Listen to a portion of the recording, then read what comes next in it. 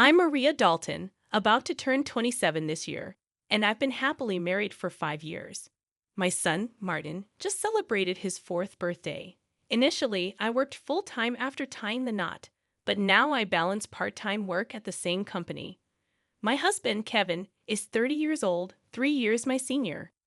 Our journey from dating to marriage was initiated by Kevin's passionate advances, but post-marriage, I observed a shift in his demeanor towards a more domineering side. Kevin has a 20-year-old sister named Jane Dalton, and their age gap seems to contribute to a somewhat indulgent relationship on Kevin's part.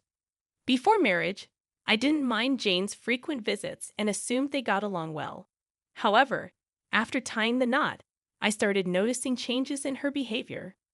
Jane often drops by unannounced, at any time, and expects to be served without ever bringing a token of appreciation. Kevin, rather than addressing the situation, expects me to accommodate her demands. Jane acts as though I'm invisible, addressing only Kevin with a casual "brother, I'm here again." Despite not preparing for an additional guest, I end up serving dinner to Jane. Kevin, instead of understanding, blames me aloud, insisting I should have been more considerate. Despite Jane's verbal apologies, it's evident she relishes Kevin's preferential treatment. Left with leftovers, I prepare my own meal while Kevin and Jane continue their chat on the sofa, leaving the dining table messy. They never acknowledge Martin or me, treating us more like hired help than family. One evening, as I'm about to take a bath with Martin, Kevin interrupts, loudly instructing me to buy a cake for Jane. Despite it being late, Jane insists on having it immediately. Kevin blames me for delaying, and, feeling compelled, I reluctantly head to the cake shop with Martin in tow. Overhearing their conversation, I learn they're criticizing me for being inconsiderate and questioning the decision to marry me. Meanwhile, Martin, though unable to grasp the words, senses tension in our relationship. Suppressing my emotions, I ask him about his cake preference, and he cheerfully requests one with lots of fruits. Our trip to the cake shop was filled with discussions about cakes, momentarily pushing aside Kevin's earlier words. Martin and I arrived just before closing time, fortunately finding the cake Jane desired. We purchased 2 cakes, including the fruit-loaded one Martin wanted. Back home, I served the cakes to Jane and Kevin, then prepared Martin's cake and headed to the dining room. The moment I placed it in front of Martin, Jane pointed and expressed her desire for that cake. Before I could react, Kevin moved Martin's chosen cake in front of Jane, disregarding Martin's protests. Kevin justified his action, claiming he bought the cake with his earnings and had the right to choose for Martin. Unable to contain my emotions any longer, I voiced my dissatisfaction. In response, Kevin threatened with divorce. Martin, who had stopped crying, anxiously held my hand and then, after some thought, said, "Mom, I'd also love cake with strawberries on it. Yes, it's really delicious." He mentioned this while eating a cake initially wanted by Jane. Feeling that Martin was enduring too much, I lifted his cake plate when I saw Jane reaching for it. I took Martin to the next room so he could enjoy his cake in peace. Kevin apologized to Jane, claiming he was sorry for being stingy. Despite wanting to retort, I held back for Martin's sake. Watching Martin innocently enjoy his cake was a heartwarming sight. After finishing the cake, we decided to have a late bath and sleep in Martin's bed. The next morning, I discovered Jane had already left. As I prepared breakfast, I heard Martin crying. Shockingly, his piggy bank, a gift from my father, was broken, and the saved money was gone. Martin, who always said goodnight to the piggy bank, was left heartbroken. When I questioned Kevin about it, he casually mentioned that Jane needed some money, so she took it from the piggy bank. Holding a crying and shaken Martin, I felt his pain so acutely that I cried with him. It was painful to witness Kevin prioritizing and caring for his sister more than our son. Expressing my anger and sadness, I confronted Kevin, breaking my usual silence on arguments in front of Martin. Kevin, without a word, went to the bedroom and returned with something shocking in hand: divorce papers. I discovered the hidden divorce papers that Kevin had tucked away somewhere I didn't know. In a sudden burst, He confronted me, shoving the papers at me before storming out of the house with a loud bang. Martin, who had never cried over the issues with Kevin and Jane, seemed to have reached his limit, crying since last night. Unable to bear seeing Martin so hurt, I suggested skipping daycare for the day, and he happily agreed with a loud yes, showing a faint smile. We spent the day playing and bonding, with Martin bringing a picture book from the shelf, sitting on my lap, and happily remarking, "The teacher at the nursery today was Mama, right? He looks like an angel." His little heart seemed filled with patience, and I decided to make the day special by taking a day off from work. Despite causing potential trouble at my workplace, they kindly understood the situation and granted me a day off. In the morning, we visited the park, played hide and seek, and had fun in the sandbox and on the slide. When we returned home for lunch, Martin appeared sleepy, usually napping by himself. But today he fell asleep on my lap like when he was a baby. Though I initially thought of doing household chores during his nap, I decided that today was special. Instead, I allowed myself to be healed by his peaceful sleeping face and gentle breathing. However, my serene moment was abruptly interrupted by a noise from the entrance, indicating the front door had opened.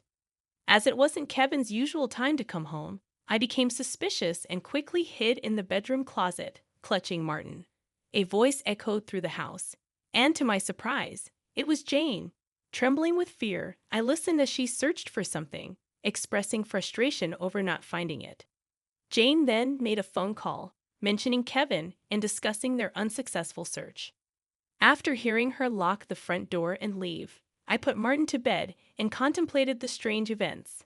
I couldn't comprehend why Jane had entered the house and what they were looking for. Suddenly, Kevin seemed like a stranger, and I felt a mix of disgust and fear towards him. Swiftly packing essentials for Martin and myself, we headed to the station and took a train to my parents' house.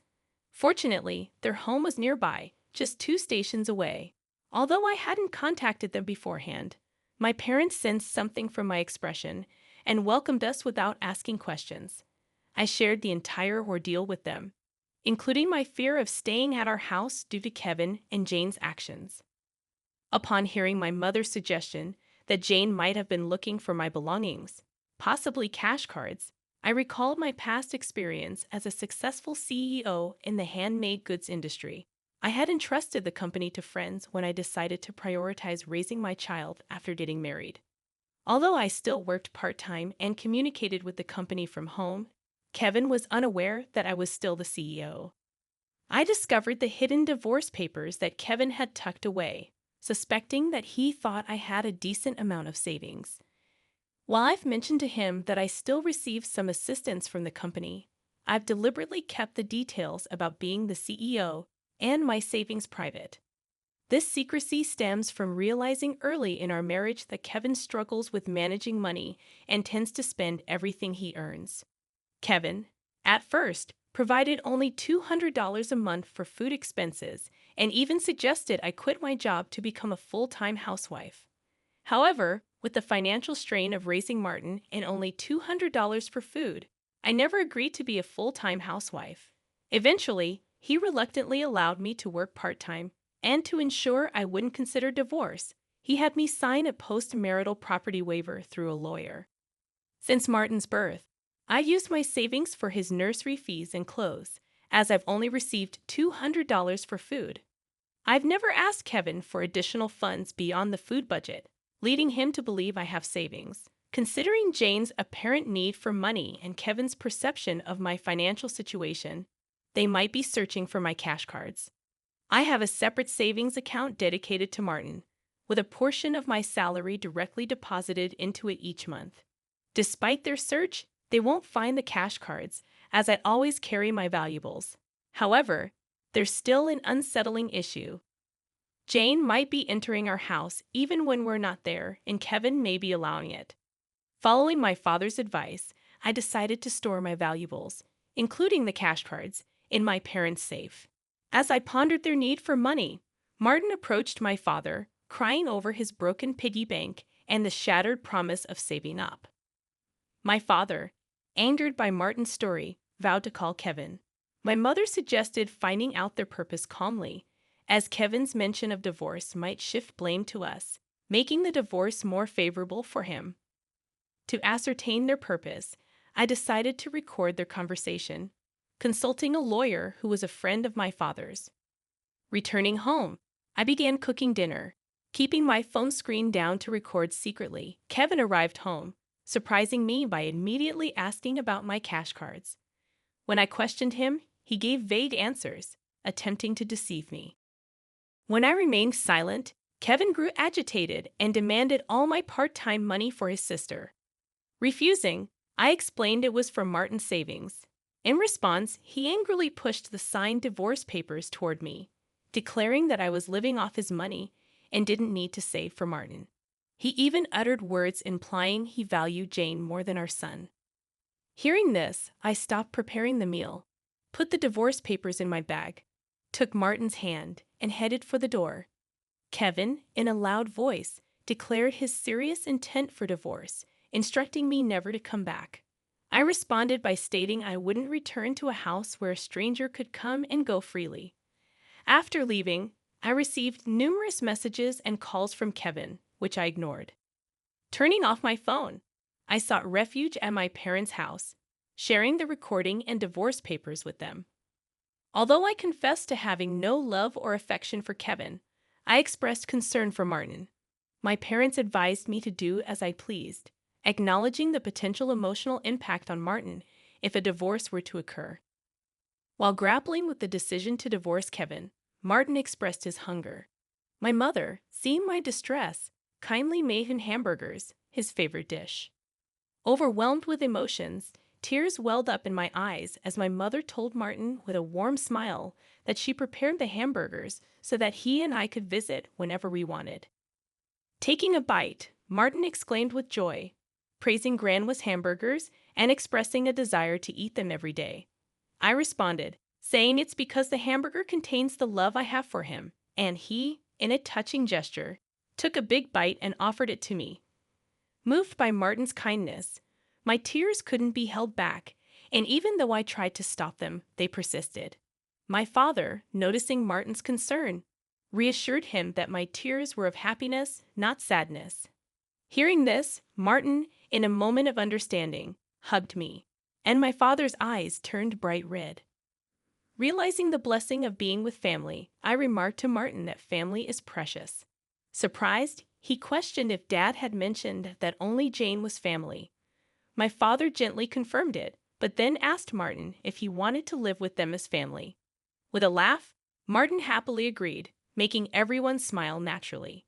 Despite contemplating divorce, the meal felt so happy that I finally decided to part ways with Kevin. I planned to inform Martin about it, and even though discussing it weighed heavily on my heart, Martin seemed to grasp the situation. Happily, he expressed the desire to live as a family, embracing the pet dog and calling him his younger brother despite the dog being older. Preparations for the divorce began, starting with contacting a lawyer who was a friend of my father. The next day, we formalized the contract, and my father and Martin shared comforting laughter while I laid in bed, reminiscing about my childhood. The following day, upon checking my smartphone, I found over 200 calls and messages from Kevin, showcasing his emotional instability. Exhausted, I turned off my phone, and with the lawyer's assistance, we explained the situation to my parents. Jane had accumulated significant debt from a casino and shopping addiction, and Kevin acted as her guarantor, planning to use my savings. The lawyer confirmed that the divorce papers had already been submitted, and Kevin sobbed upon realizing it was finalized. Despite expecting disagreements about child support, he signed a pledge to pay $340 to Martin every month. In a subsequent call from Kevin, his tone lacked aggression, and he calmly admitted to financial manipulation and explained his complex feelings toward Jane. I firmly asserted my decision not to reconsider and heard his faint sobbing before he wished me happiness and hung up. Remaining strong until the end, I discussed future plans with my parents and decided to stay with them until Martin grows up. I resumed my role as a company president and later learned that Kevin and Jane had informed their parents about the divorce and debt, resulting in disownement. Today, I find happiness being with my family.